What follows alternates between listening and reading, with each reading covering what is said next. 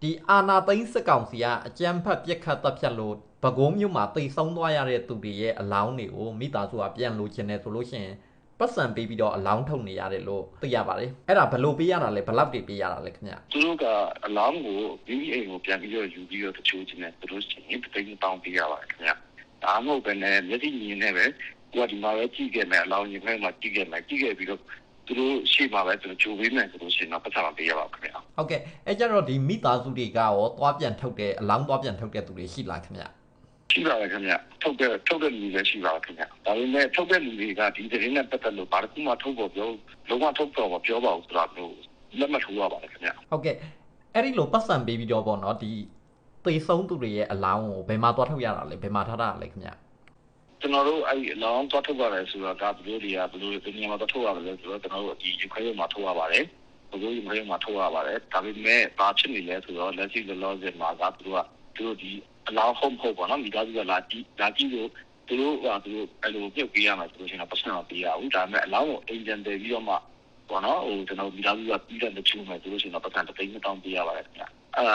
ါဒီစစ်တပ်ကတောင်းတာပါခင်ဗျဟုတ်အခုဆိုလို့ရှိရင်စရင်သိရသလားပေါ့နော်ပဲခူးမှာသိဆုံးတဲ့သူဘယ်လောက်ရှိသွားပြီလို့ပြောနိုင်မလဲအားလုံးပေါင်းလက်ရှိလောက်ပဲပဲခူးမှာတည်တဲ့လူကတော့အားလုံးတရားဝင်သတင်းရတော့82တောင်ရှိပါတယ်ခင်ဗျဒါပေမဲ့အဲ့ထက်ပိုတယ်လို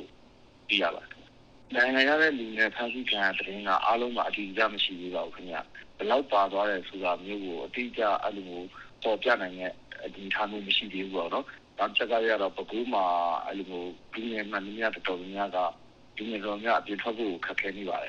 ်ပြင်ထွက်တာနဲ့လူငယ်တွေကိုသူကအဲ့လို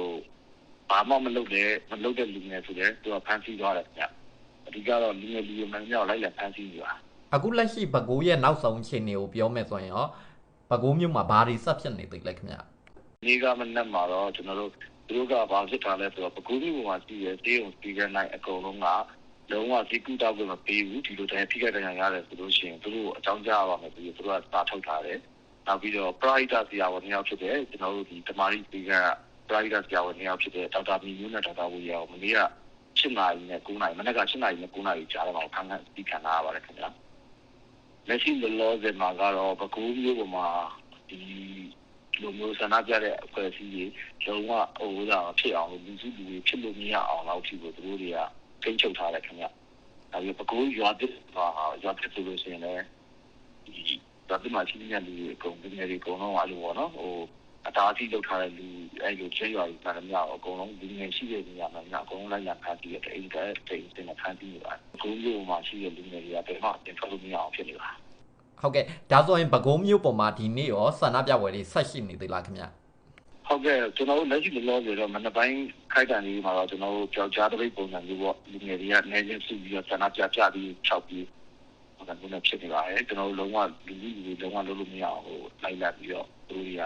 ဟိုပြစ်ခတ်ဟန်ပြီးရပါမယ်ဟုတ်ကဲ့ဒီတော့ဒီပဲခူးမြို့ကပရိုက်တာအဖွဲ့တွေလူမှုကူညီရေးအကူအညီပေးနေတဲ့အဖွဲ့တွေဆိုလို့ရှင်လဲအခုဆိုလို့ရှင်လွတ်လွတ်လပ်လပ်အလုပ်လုပ်လို့မရဘူးချိန်ချောက်ခံထားရတယ်ဆိုတော့လေအကိုအဲ့ဒါလေးပြောပြပါအောင်အခုမြို့မှာရှိတဲ့ပရိုက်တာအတင်းကြီးအကုန်လုံးလှုပ်ရှားလို့မရအောင်လက်ရှိတော့မရီယာတင်းတွေအကုန်လုံးသူတို့ဒီလူငယ်တွေလက်အိုးတာပေါ့နော်ဒီထိခိုက်ထားတဲ့လူငယ်တွေခြားဒီရိုးကြပေါ့ဟိုထိခိုက်ခံလူငယ်တွေစီကိုသွားလို့မရအောင်အသာပကူပရိုက်တာအတင်းတွေနောက်ပြီး medical cover တင်းတွေအကုန်လုံးလုပ်ထားပါတယ်ခင်ဗျာသူတို့ချင်းချောက်ထားပါတယ်အဲ့ဒါကြောင့်မလို့ပရိုက်တာအတင်းတွေကဘယ်လိုမှထွက်လာလို့မရဘူးဖြစ်နေပါတယ်ခင်ဗျာလက်ရှိတော့ဆိုရင်ကျွန်တော်တို့9ရက်နေ့မနက်ကတည်းကနေပြီးတော့တခြားဒီပကူမျိုးပေါ်မှာရှိတဲ့ပရိုက်တာဒီအတင်းတွေရဲ့ရှိတဲ့လူနာတင်တွေအန်ဒီလာကြီးတွေဖတ်မဲ့အပေါဝါတွေမှာအကုန်လုံးသူတို့တွေတွားရောက်ပြီးတော့ပိတ်ဆို့ထားတာမျိုးရှိပါတယ်အဲ့ဒါတောက်လျှောက်ဖြစ်ခဲ့တယ်နောက်တစ်ခါကျတော့အခုပိုက်တဲ့အတင်းတွေအကုန်လုံးကိုဒီမှာကသူကထွက်လာရင်သူတို့တိုင်းကသူတို့ကံပဲပေါ့နော်သူတို့ကတားပြီးကြတယ်ငါတို့တားပြီးထားတဲ့ကြားထဲမှာမင်းတို့ထွက်လာရင်ထွက်လာပြစ်မယ်ဆိုတဲ့ပုံမျိုးပဲ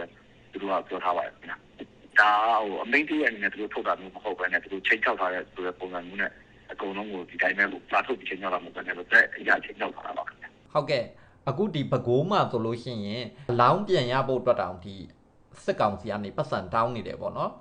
ရန်ကုန်မှာဆိုလို့ရှိရင်လည်းကျွန်တော်တို့ကြားနေရတဲ့ဒီအင်ဂျီအမဲဝလို့ရှိရင်ပတ်စံပေးရတယ်လို့ပါလို့ပေါ့နော်ဆိုတော့ဒီလိုမျိုးပြည်သူတွေစီကနေပြီးတော့ငွေကြီးတောင်းခံနေတာတွေပေါ့အခုဘယ်လိုမြင်ပါသလဲခင်ဗျဒီလိုမှာကျွန်တော်တို့ပုံမှာမတရားအုပ်ချုပ်ဖို့အတွက်လက်နက်ရှိတယ်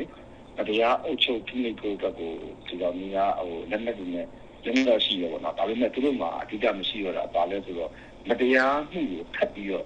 ဒါမတရားမှုပါဆိုပြီးအတိအကျနဲ့အချက်တရားသူတို့မှမရှိတော့ဘူးခင်ဗျာ